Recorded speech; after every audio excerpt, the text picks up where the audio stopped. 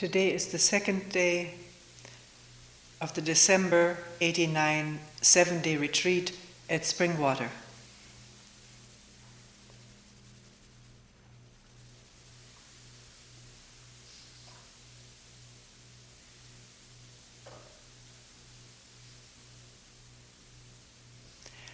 I want to make a special mention of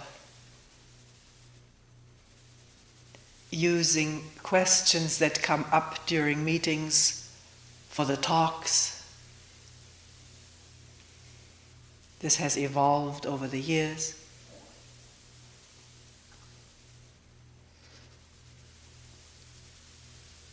And I hope no one minds if their question is being used. I never do it in such a way that the identity of the person who asks the question is revealed. Yet it may come as a surprise or a shock to one to hear one's question brought up in a talk,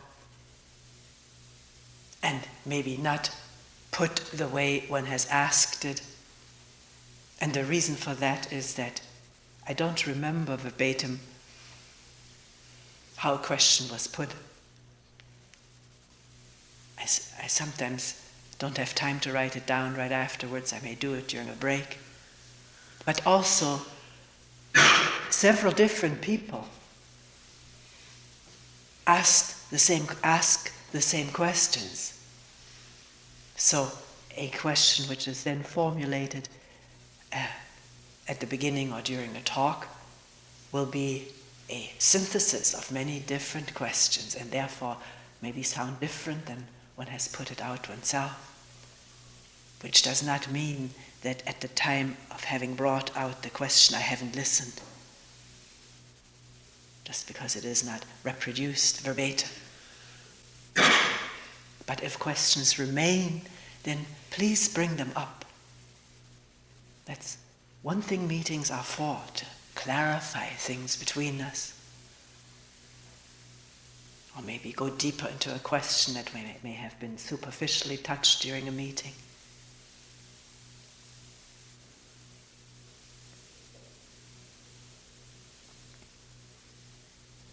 If something that has been brought up in a meeting is questioned here or looked at from different sides, because itself is the question is questioned, please don't feel rejected. And if that happens, then can one look at that? All of that is rich food during a retreat. To eat, to digest, to be aware of feelings of rejection. Or sometimes people tell me, if you bring up my question, I get a gush of feeling of importance, and my question was taken. Not to condemn it, not to accept it, but to be aware of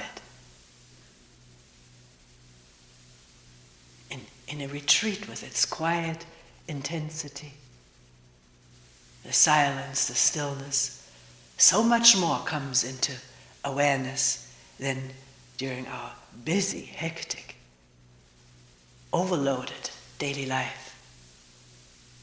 So here is the opportunity, the space and time and quietness and possibility to look at things like feelings of pride or rejection, fear or wanting, to meet those completely,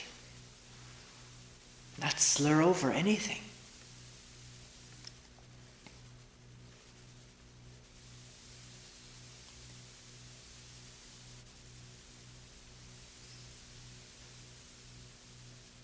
The beauty of using questions which come up in meetings is that the whole process here becomes a participatory one.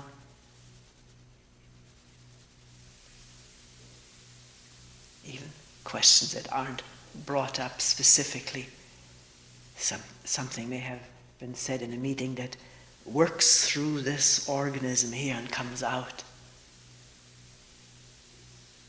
during a talk. I need to go nowhere else for material to talk about. It's right in us.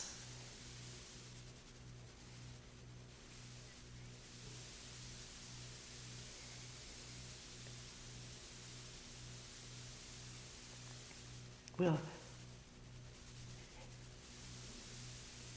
address 2 questions this morning. Maybe there's time for more later on. One of them is,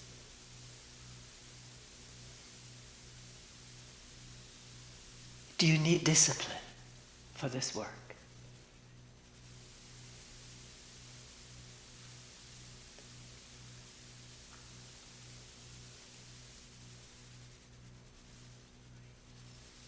And the other one is about concentrating on the breathing and constantly needing to bring one's mind back to the present moment. And the question being, is that what you're doing here? This is what I've been doing, people will say, maybe who are here for the first time. I've been concentrating on the breathing. And find my mind drifts off. And then I try to bring it back to this moment. Is that all right?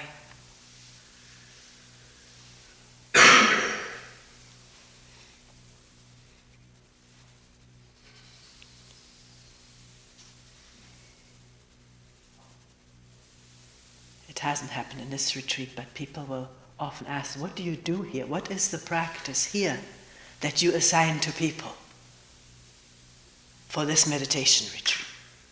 I've come here, I'm curious, I want to be part of it, I want to go with it, conform to it. What is your practice here?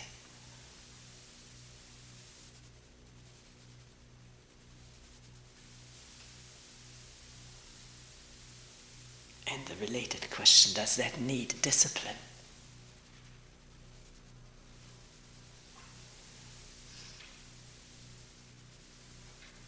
What is discipline?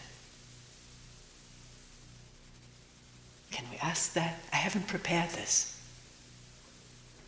talk. I'm looking just as freshly as you do at this question. What is discipline? And I find that we use words so much and think we know what they imply. And as we look, they often imply more words, more concepts and ideas.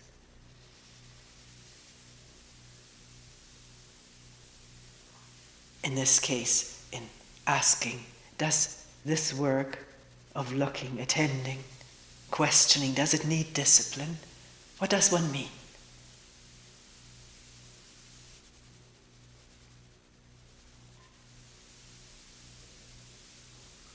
If one is associated with or has been associated with a formal training center, spiritual training center, very often discipline means sitting so and so many hours at certain times of the day and doing all kinds of practices, maybe devotional practices, chanting, vowing,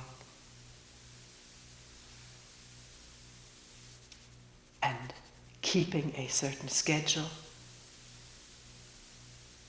a schedule of sitting together. Very often it is mentioned, if I don't sit with other people, I can't discipline myself to sit alone, so I need to have the support of a group to sit with.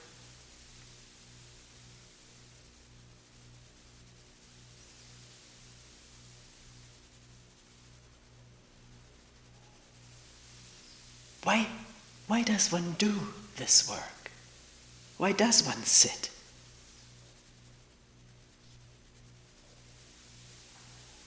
And requiring discipline to sit. Why does one sit in the first place? Which seems to require discipline to do it. What does one want? What are one's goals, one's motives?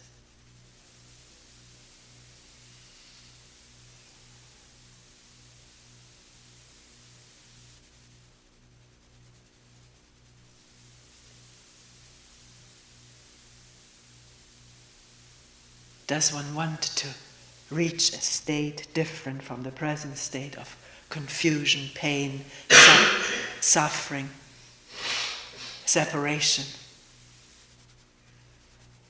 One wants to reach a state of no separation, of wholeness, oneness, unity, enlightenment, or unity with God.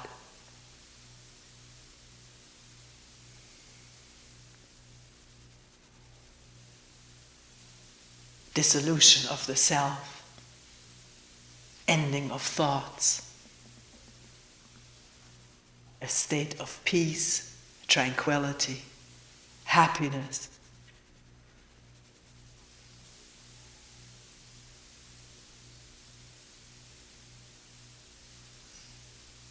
One of those, or several of those, are something I haven't mentioned, usually is our goal and our motive for doing this, for coming to a retreat or sitting quietly.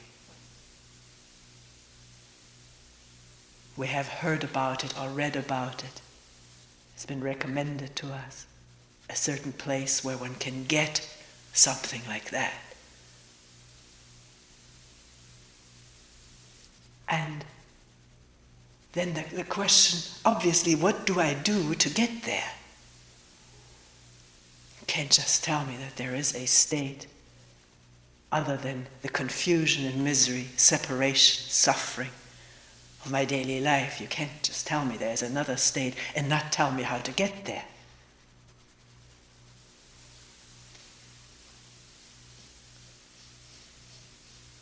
I can understand that it will need great discipline to control the mind, to discipline the mind, to discipline the body, to come to that state.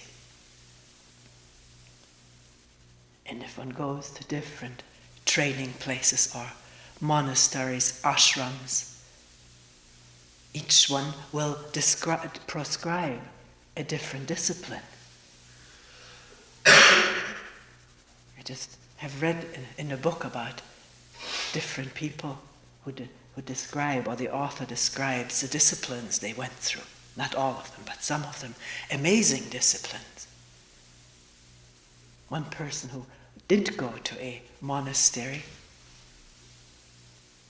to do more contemplation, more prayer, because there was this tremendous yearning for unity with God, was for 5 years prevented from contemplation, prevented from prayer.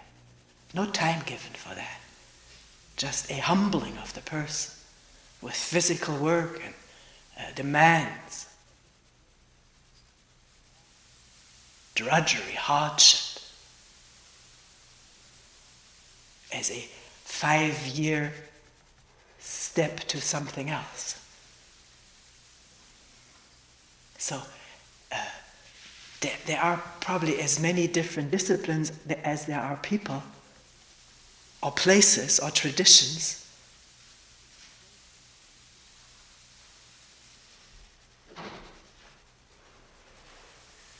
Do this, and then you will get that.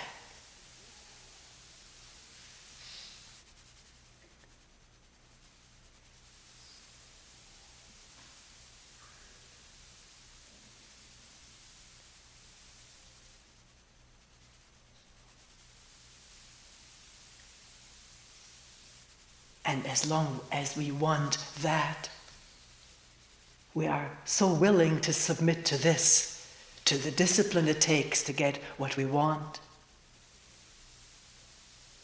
And there needs to be trust in the person who assigns it, that the person will not lead one astray, that he or she knows what she's talking about, knows what she is imposing, or he is demanding. Because one can't tell from one's own experience. One has to trust in someone else's experience, word, advice, guidance.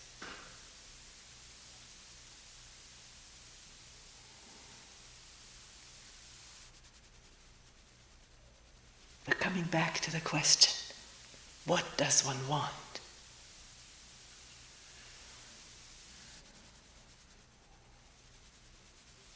wanting not this which is holding us in bondage, in contradiction, in conflict, but wanting out of this, a different state, something better, and so forth. We've been through it before.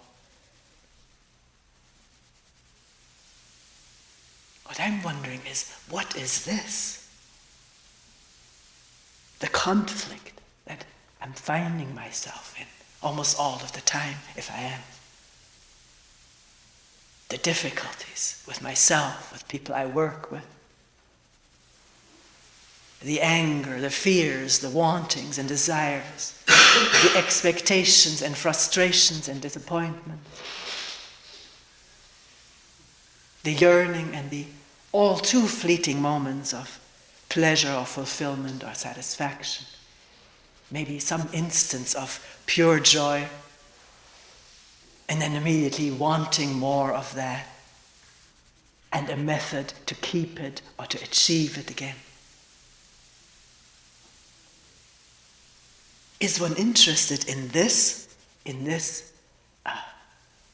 state of being that we human beings find ourselves, driven, compelled, mechanically pursuing, mechanically reacting all the time?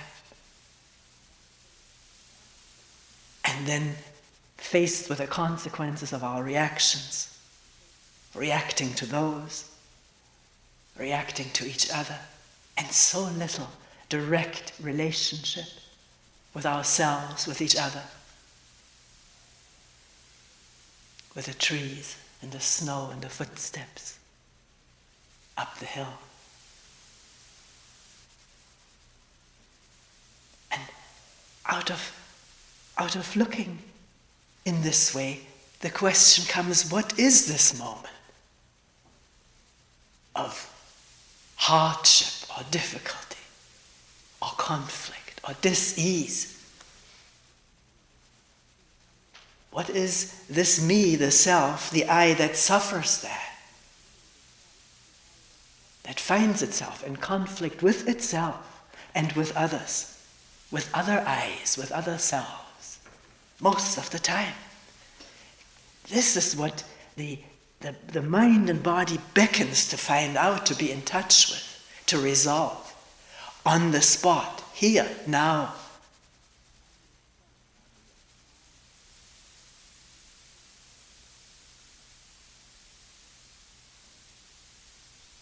And does that require a discipline? A pre-formulated, pre-established discipline? Or does the discipline evolve out of the question, the urgency to find out? To sit with pressure in the chest or in the heart, a headache, yearning or wanting or fear. If one begins to be interested in finding out what all of that is directly, not through escaping or brushing over it, denying it, then doesn't the discipline suggest itself? To learn about it, to find out about it as one goes, as one sits, if it comes up. To be with it unconditionally, which is no method. It's a way of being which doesn't come easy, because the mind is so steeped in escape and in resistance, in denial.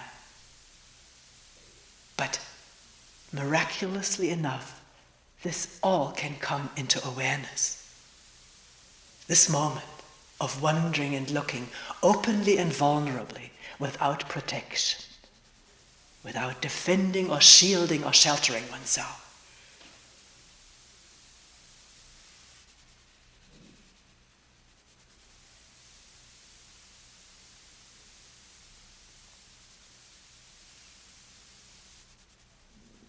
People often say to me, you talk like this, but you had a long training.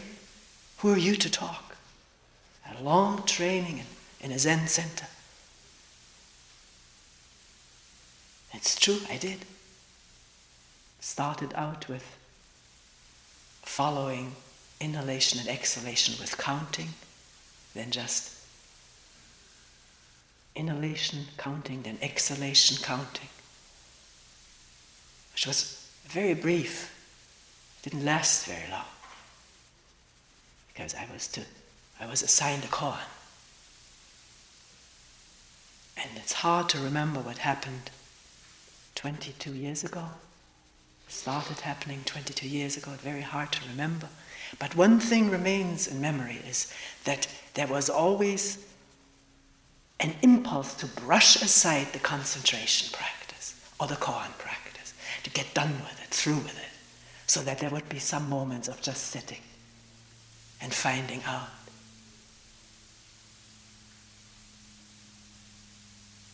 Koan practice was connected with tremendous amount of drive to get through the koan, to be approved by the teacher. It was never talked about or spoken about or discussed or admitted, but there's competitiveness among the koan students. Who is further ahead? It's not out in the open, but it happens.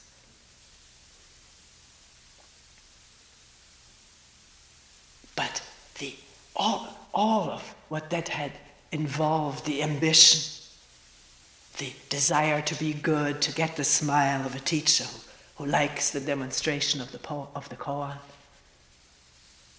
feeling proud, feeling liked, doing something, you feel you're doing something for your teacher. All of this was never looked at as how we human beings live with each other, where our energies come from the drive to succeed, to compete, to get to the top, to be the first.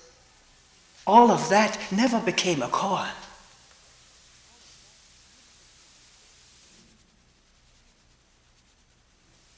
The koan was elsewhere. It was a directed practice with directed energies, directed attention.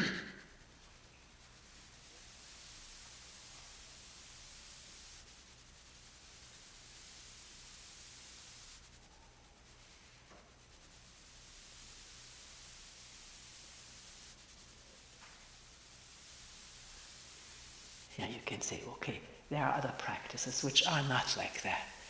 Koan practice lends itself to just hooking into our pre-established, preconditioned patterns of wanting to achieve, attain, become somebody, or be better, or be first. And how do you know? You may have been the only one who felt this way. The others were maybe much purer. There are other practices of concentrating on the breathing without any goal put out. No success. Well, I'm not so sure. When I was training, one was asked, how would you put it? Are you 50% of the time with the breathing? If you're less than that, continue with it. But if you're 50% or over with the breathing, then go on to something else.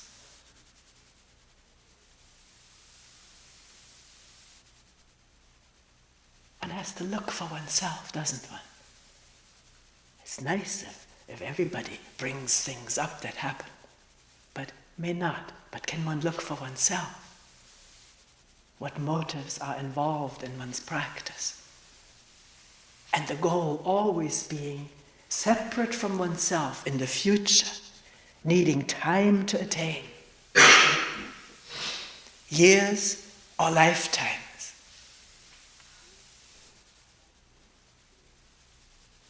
In Buddhism, it's lifetimes. And as I just read a book about some Christian contemplatives, actually one of them said that's a nice thing in Christianity. In Buddhism you have the possibility to postpone infinitely. Here you have to do it in this life. Attain this unity with God, or whatever it's called. But isn't time brought into practice? into discipline. Do this today, so tomorrow you will have that. And what is time itself? Can one question that? Wonder about it? How it comes to being in the mind that thinks in terms of now and the future? Without thinking in terms of that, would there be the future? In which I want something to happen for me, something better, based on what I know from my past reading or experiences or talking with others? Isn't this whole of time, excluding chronological time, but this whole of psychological time based on thinking? What was, what is now, and what will be at some other time, hopefully or fearfully.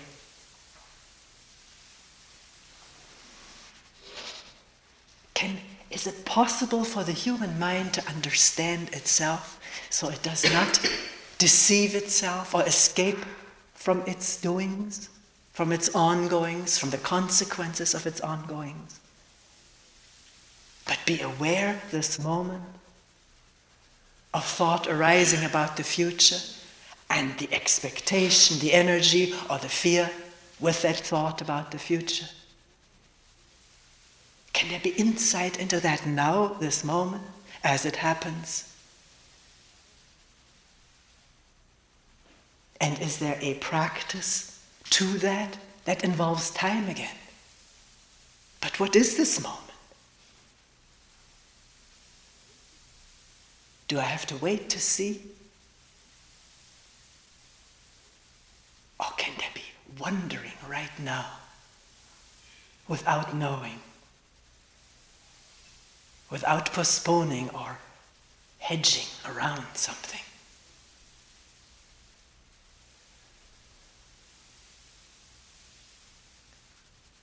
You can say, well, I don't see right now.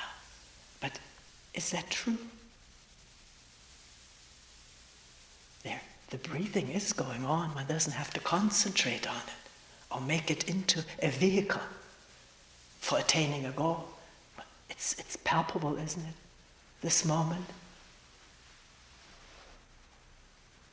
And the rustling of clothes, someone moving. Does that take practice to hear? Someone swallowing. A drip, a fly buzzing, or a radiator ticking. Does one have to learn to perceive that? For a moment, it's there, isn't it? And then what happens? The words, the labels, the description, the explanation. We talked about that yesterday to some extent. But just because we talked about it yesterday doesn't mean one has to understand all this. One can see it freshly now. One doesn't have to remember it. Remembrance is remembrance, but right now seeing a label come up, breath, that's now. Listening. And the word cough is not this, that's not a word. That's clear and simple, isn't it? And do we most of the time live in words?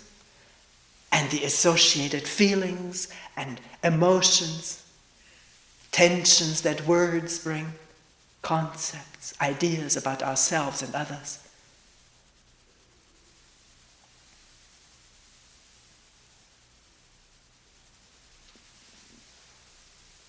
You may say, okay, that's fine, but I'm not interested in that.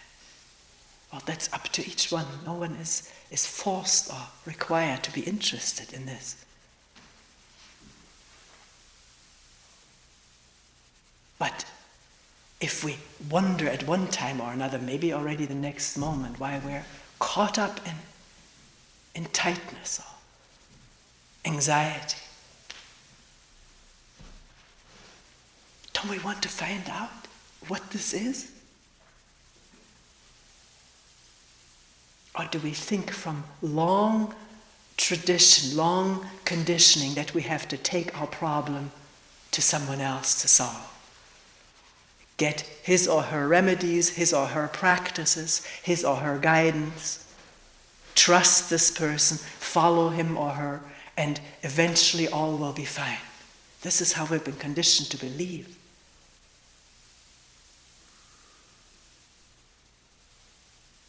And yet here and there someone says, know yourself. Look into yourself, find out about yourself directly. Not by following anybody. Somebody may be talking about something right now, but one can look for oneself. Whether what is said is so or not so. Or maybe I just don't know.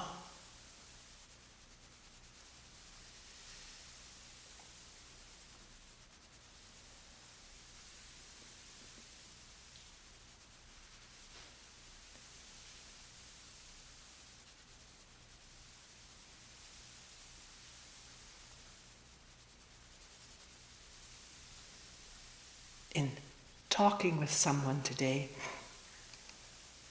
about concentrating on the breathing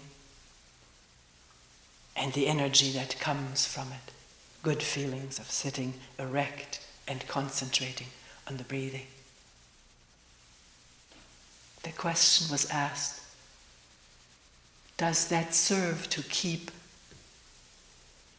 messy thoughts, frightening thoughts at bay?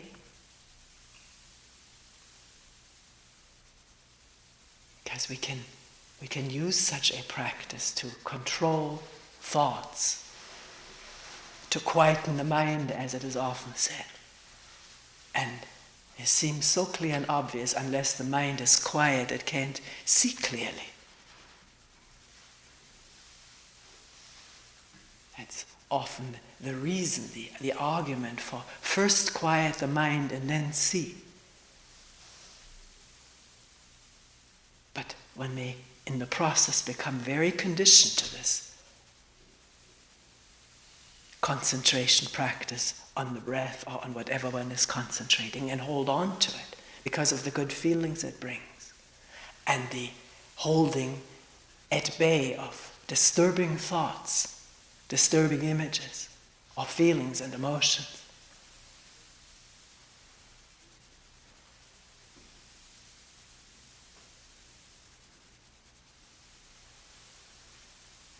What's wrong with, at the moment one feels the mind is just buzzing with thoughts, this and that, and feelings and stuff, what's wrong with wondering about that? What this is all about? Because this is our condition most of the time.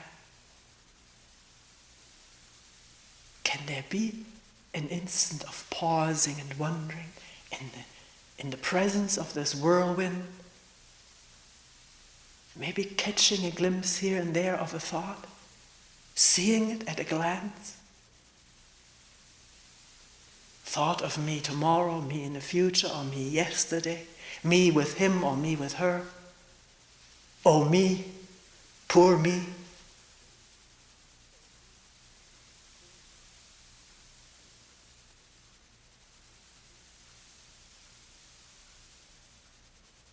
Isn't it the most natural thing to be intimate with what goes on in this body and mind? First-hand, directly as it arises. Be aware of it to whatever extent it's possible.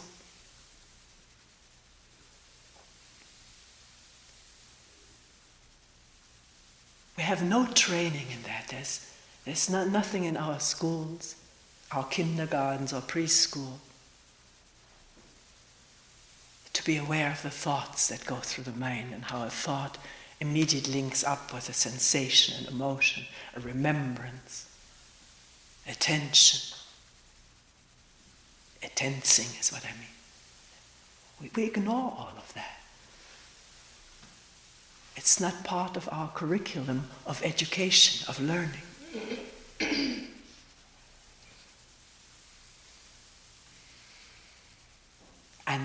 coming to a quiet, spacious place like this,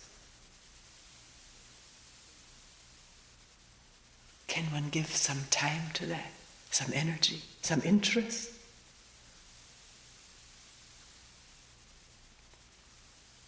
Or is the first urge to get something, not to have to face this? But this is what we came for. Oh, misery, difficulties, hecticness, problems, dullness maybe, or non-aliveness. I've often talked about this. Someone says, I feel so dull, so numb or non-alive. And the first question that comes is, has one ever looked at that? Really? Not just condemned it wholesale with a word, with an attitude, with what's written about that kind of state or talked about, that it's undesirable, bad, wrong. See, we don't only suffer from that, but from the feeling that we're wrong in that, we're bad. And these thoughts elicit more physical feelings, more physical, organismic, muscular dis-ease, unwellness.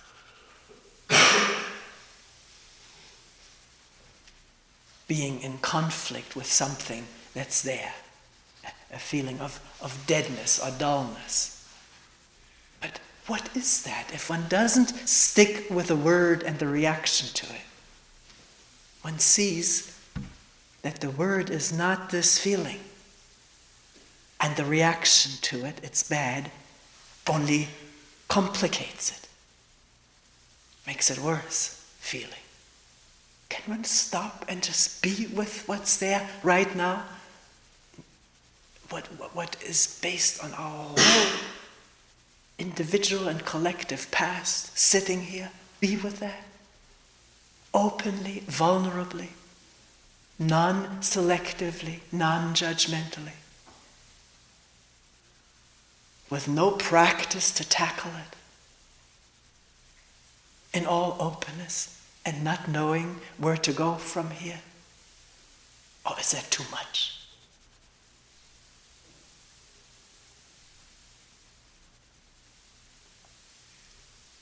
Actually, I think what has just been said is simple. May not be easy, but it's simple. To sit, walk, live with what's there. To eat with what's there. The bowl is in the hand and there's some delicious food with nice fragrance, the warmth in the hand of the warm bowl. But the underlying dis-ease may also still be there. Not to drown one out with the other. They have both room in this immense universe of space. Discomfort and pleasure of eating, the feeling of it, the sensing of it. The chewing, the tasting, the swallowing of it. And an underlying uncertainty, unsureness, maybe anxiety, to let it all be there and reveal itself for what it is. Not repress it or deny it, drown it out, or drum it up into something tremendously important.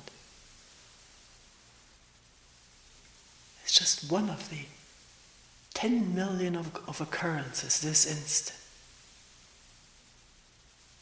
of no time,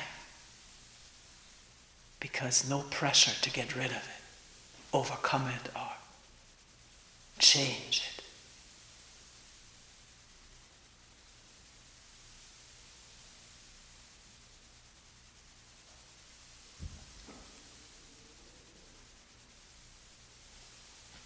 So, if one has been following the breathing or a dream,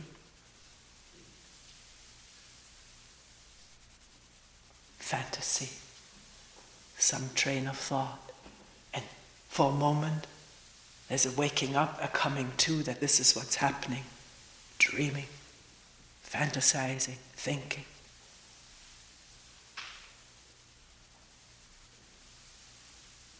What is it that one brings the mind back to? This is what is always asked. How can I bring my mind back to? But there's no back to. There's no going back. Maybe it's just an expression. But the expressions have an impact on us. There's only a new breath, a new sound, a new feeling. One may say it's my old feeling, but if one really listens to it now, one may find to one's surprise one has never known it before. It's not the same as one remembered or thought it was.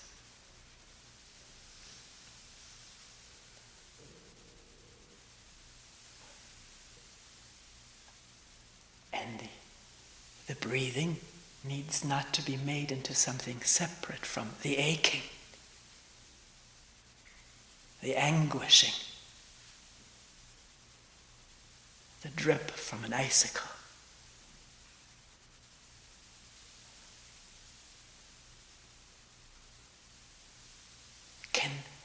Can we stop dividing up the world and ourselves?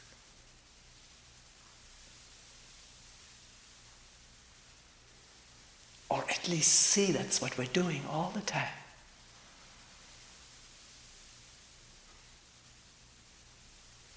And within more division. What's me and what's not me.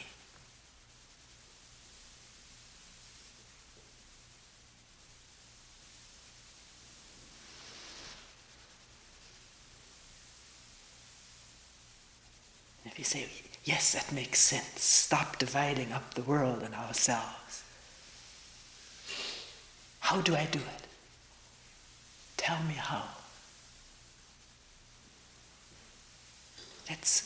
That's within each of us to come upon. No one can do that for us. No one can wake up for us, pause for us, look and listen for us.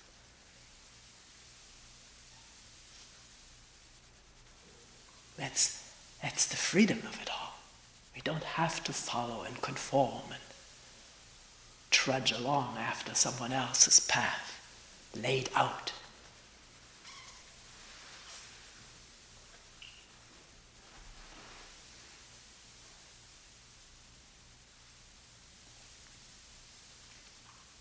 All one needs to do, or someone needs to do, is ask a question at the right time. And one may find one is already stuck on something again, attached to something, and not wanting to look any further.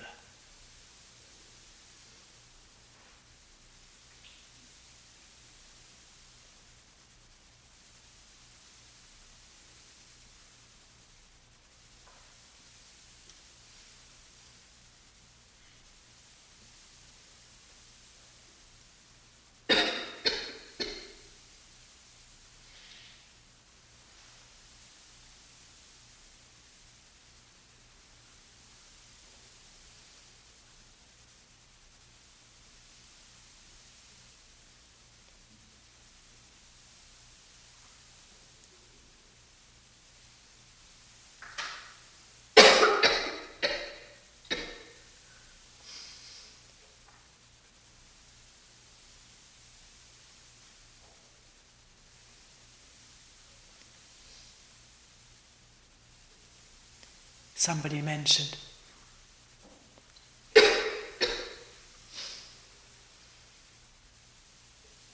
that it gets very boring this way.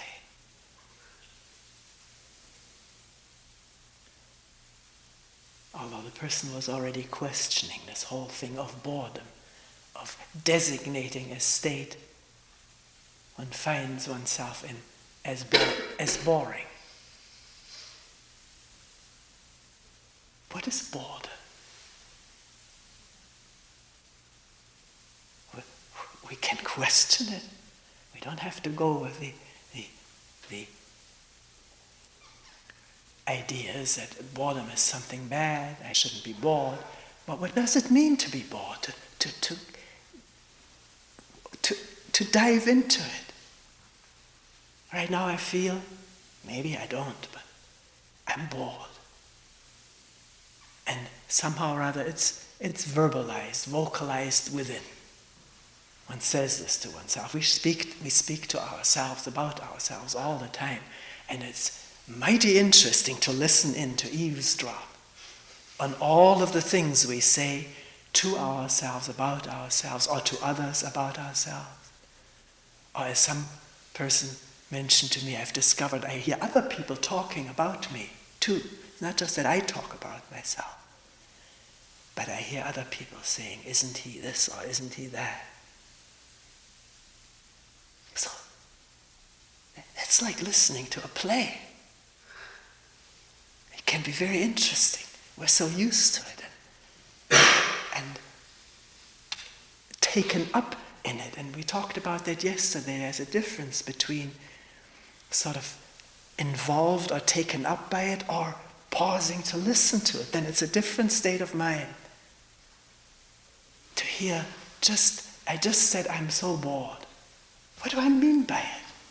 What is this state that brings up this description?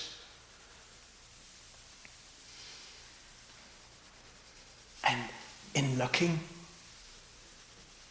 carefully, not judgmentally, it's very important to come upon judgment and let go of that, because judgment immediately distorts the vision, the looking, the listening. What we judge as bad or undesirable, we cannot look at objectively,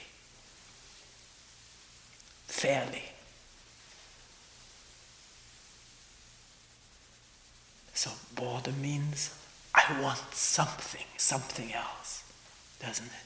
Something more exciting, stimulation, anything but this.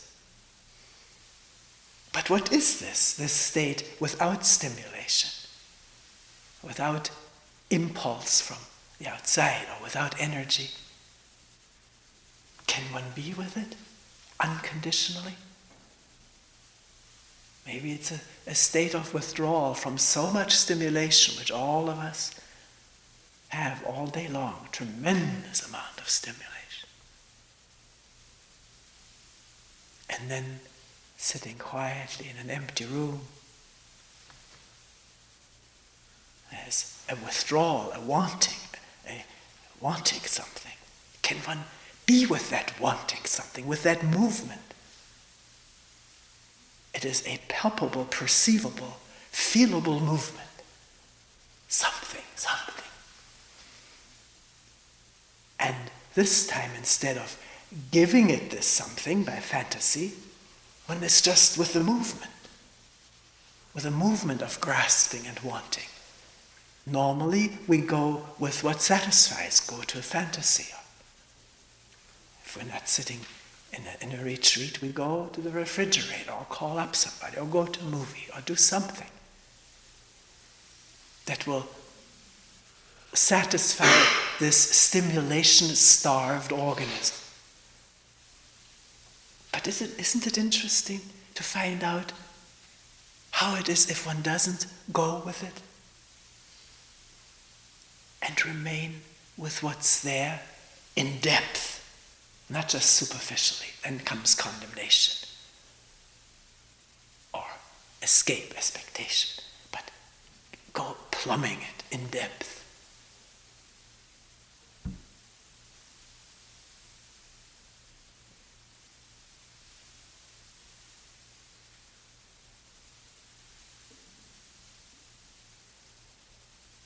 Going with the risk of feeling a depth of discontent or whatever, you don't know. Have to be with it, find out. Can one be with something without separation? Just this, and I don't even know what this is. realizing every thought about it is already a step away from it again and brings new feelings of anxiety or discontent or whatever. To feel all of this ongoing process in one human being. It's the ongoing process in all human beings throughout this world.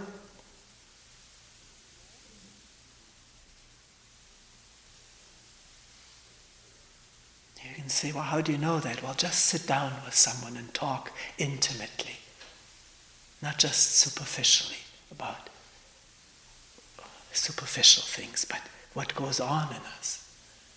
And when we'll find out it's so similar. This is a little bit exaggerated in one person, a little bit less in another, but these are all the same processes of wanting and fearing and expecting and frustrating, anger, and this tremendous yearning to be free of all of that. And yet, when there is a moment of nothing, then is that all? This is boring.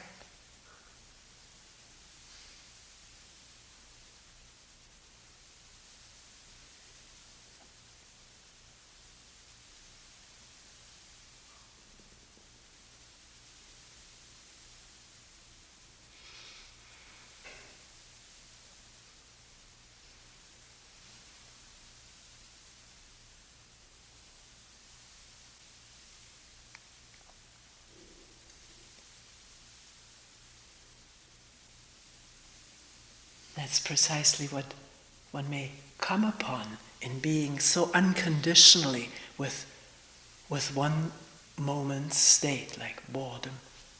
We just talked about that can be anything else, anger, fear. So unconditionally there, not separated from it. No wishes with regard to it.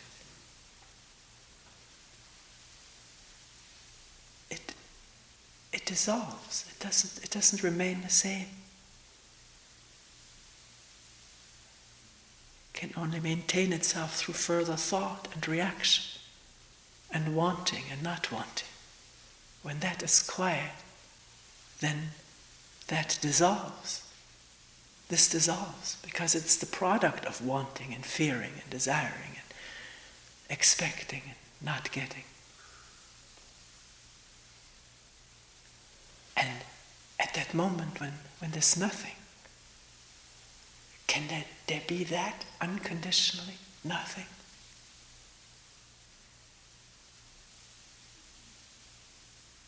Maybe just for an instant, without making something out of it or being afraid of it.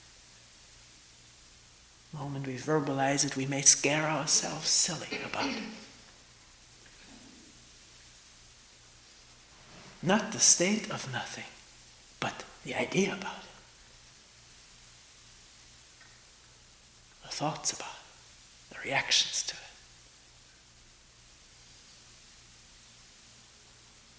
But if there's not immediately reacting, naming, or afraid of it or so, but just that, it's not separate from the sun shining, the snow blowing, or glistening on the ground. The trees and the bench, the footprints, sounds of traffic.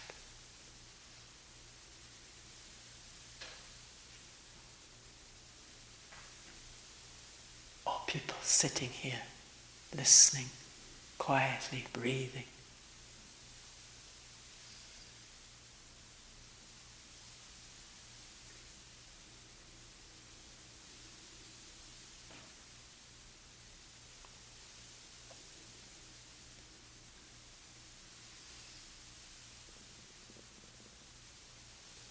What are we holding on to so anxiously, or wanting to get rid of so anxiously?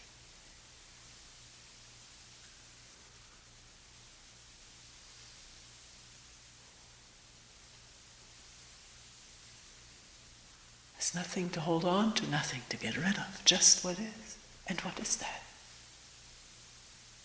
This moment.